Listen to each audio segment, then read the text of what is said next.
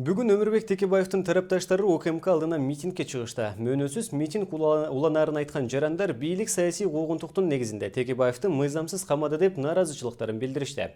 Өлкөдөгү абалга кайдыгер карабаган жарандар келишип, бийликтен эл өкүлүн бошотууну талап кылышты.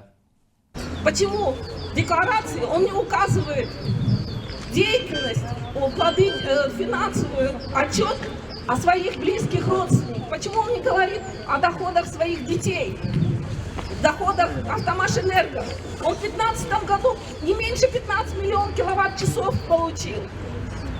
Продал их более чем 2,5 сома. Доход у него не меньше 35 миллионов сомов. И это посредническая частная компания имела большие доходы. А что стесняется? Пусть он говорит о том, что пусть указывает в своих официальных декларации о том, что у его сына такие доходы. Почему компания своего сына передает компании своего отца электроэнергию? Это что, справедливо?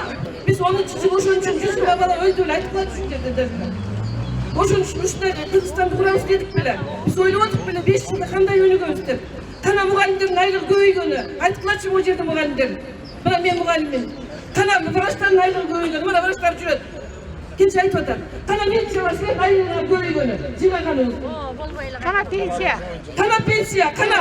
Buna 3 ming. pensiyalarni qanday jashatib barib ko'ringlarchi. Anan keyin kelib olib, birlikda qo'shamatchilari aytyapti, jirg'avatamiz deb qalblar. Mana televizordan.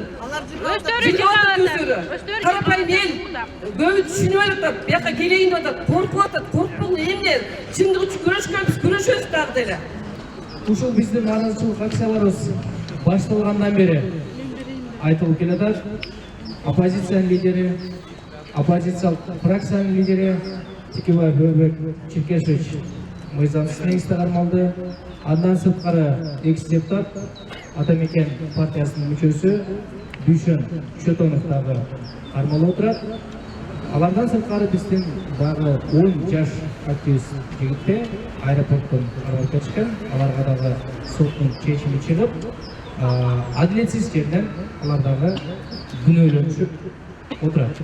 Мына бул биздин бийликтин жүзү.